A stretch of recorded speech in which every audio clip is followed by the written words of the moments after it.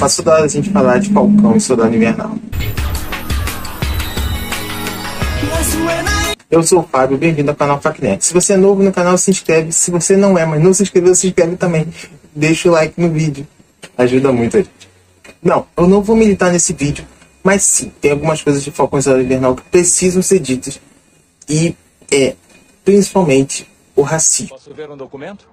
Não tô com documento, por quê? É sério?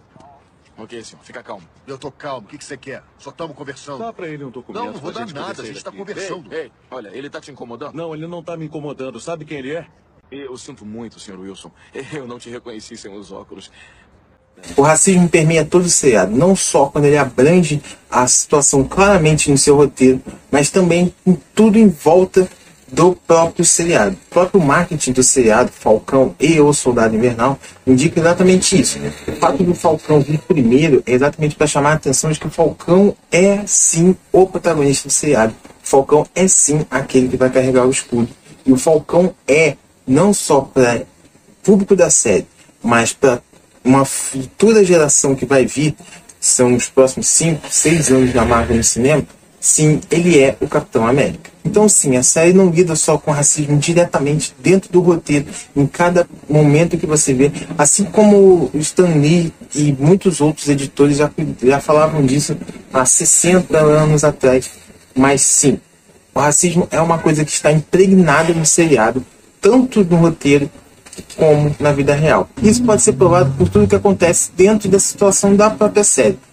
Por exemplo, a irmã do Sam, que sofre para conseguir dinheiro, já que ela passou muito tempo sozinha, sem ter um marido e sem ter um irmão famoso por perto. Sendo um puro ato de bondade, ele fala para a irmã que ele consegue o dinheiro porque ele é famoso e ele vai até um banco conseguir um empréstimo. Fica a tentativa, pelo menos mostrado no seriado, ele não consegue o empréstimo, apesar da pessoa saber que ele é o Falcão, ele é o Sam Wilson. Ali não foi um caso explícito de racismo, mas ali serviu para demonstrar exatamente a dificuldade que as pessoas têm de conseguir crescer na vida, independente da cor da sua pele. Se você não obtiver ajuda financeira, se você não obtiver os meios para tal, você não consegue, ao ponto de você ter que vender um barco da família, ou você não conseguir abrir uma loja, ou você não conseguir manter sua casa, ou você não conseguir comprar nada.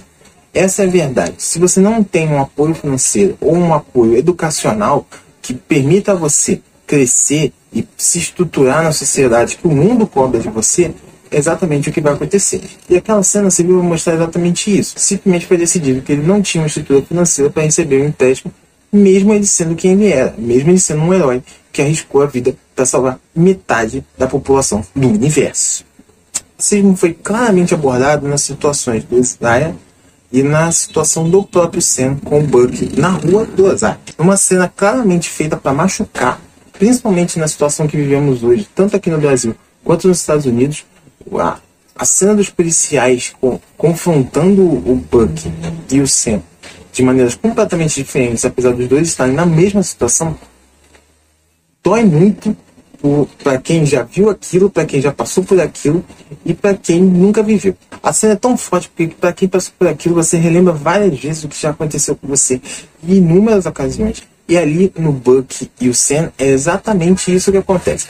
A pessoa que assassinou centenas de pessoas e matou e viveu escondido, manipulando tudo a favor do mal, foi exatamente o Soldado Invernal, foi o Bucky. Mas o confrontado, o questionado sobre a paciência dele e sobre o que está acontecendo, é exatamente o Sam, o negro que nunca fez mal a ninguém. Exatamente esse é o papel que a série está mostrando. A transformação do Sam, não só para se tornar o Capitão América, mas para se tornar o Capitão América que ele é nos quadrinhos. Sendo nos quadrinhos, ele assume o manto de Capitão América com uma perspectiva completamente diferente do Steve Rogers. O Steve Rogers, por muitas vezes, era a bandeira dos Estados Unidos em forma personificada, e ele muitas vezes lutava pelos ideais americanos contra outros países, muitas vezes nos quadrinhos, como também, sim, ele defendia a humanidade. Sam, por outro lado, quando assume o manto, ele é justamente o oposto do Rogers. Ele defende sim a humanidade, ele mantém os mesmos ideais de proteção, verdade e justiça, mas acima de tudo, ele levanta a bandeira contra o racismo. E é isso que torna o Sam diferente do Steve nos quadrinhos. O Sam, que na verdade foi o primeiro herói afro-americano da Marvel, ele assume o manto de Capitão América exatamente imbuído dessa responsabilidade. Ele mostrar que ele é o Capitão América e o negro, e ele é mais um, assim como todos nós. Ele não é diferente do Capitão América branco e de todos os outros brancos que existem nos Estados Unidos. Então ele não ergue o escudo só para defender a memória do Steve ou para mostrar que o mundo precisa de um Capitão América, mas também para relembrar as pessoas de que ele é um igual a todos, independente da raça. O Buck passa pela mesma provação. Buck, um ex-assassino em série que matou centenas, talvez milhares de pessoas, que está tentando se redimir e se livrar de todas essas culpas ao ponto de carregar o nome das pessoas que ele precisa se redimir, carregar esse fardo por todos esses anos sem o seu melhor amigo do lado.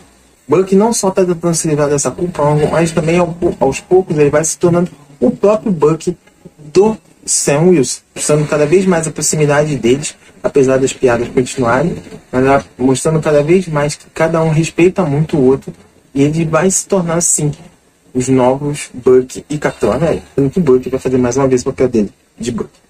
Falcão e Soldado Invernal não é só uma série brilhante pela questão do racismo ou pela questão da construção social que está passando o Buck, mas também por toda uma construção da zona cinza entre o bem e o mal que permeia por muito tempo os quadrinhos, assim como o cinema, que é essa questão de todo herói é bom, todo vilão é mal. Não é bem assim.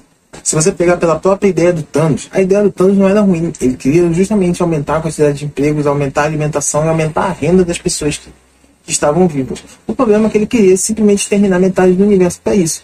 Isso não é um jeito legal.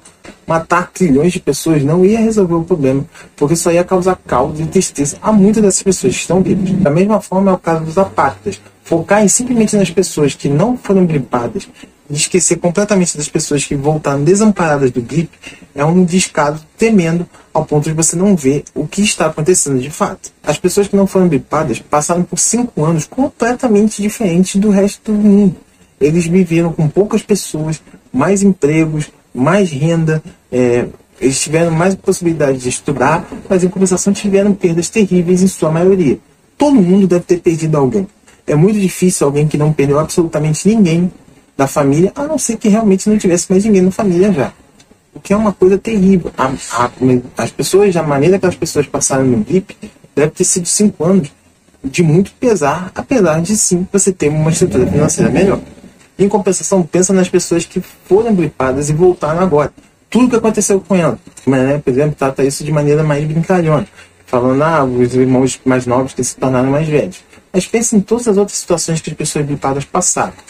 Casamentos que ruíram porque quando você voltou a pessoa já estava casada com outra, relacionamentos que terminaram, todas as questões, casas perdidas, empresas perdidas, todas as pessoas gripadas perderam muita coisa também, mesmo elas tendo voltado e encontrando a família ali. Pensa na situação da Natasha, por exemplo. Ela não passou pelo BIP, ela ficou 5 anos ali convivendo com uma estrutura melhor, com mais saúde financeira, mas ela estava realmente feliz? Não, não estava. Ela estava completamente destruída psicologicamente. Não só por ela não poder ter feito nada na guerra, como por ela ter perdido boa parte de seus amigos. Assim como aconteceu com boa parte da população, como é visto claramente, por exemplo, na cena do Scott Lang, quando ele volta para casa. Ele encontra um garoto andando de bicicleta.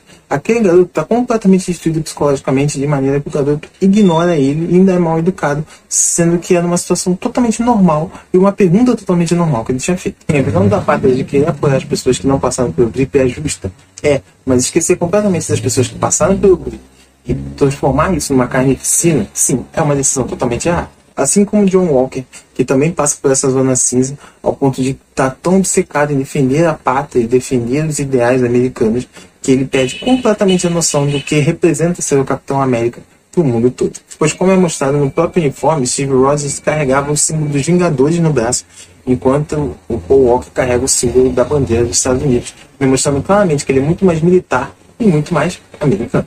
Então, no ato que não foi nos mostrado, mesmo no cinema, por diversas vezes, o Paul Walker perde o seu Buck e ele enlouquece completamente, se tornando o surtadão América e matando uma pátria no meio da rua, na frente de todo mundo. Sim, o Capitão América não faria isso, ainda mais a sangue frio como ele fez. Ainda mais uma pessoa totalmente rendida e desarmada, psicologicamente até, numa situação daquela. Mas o Steve, de fato, teve sim muitos momentos como esse, e ele não tomou a mesma atitude.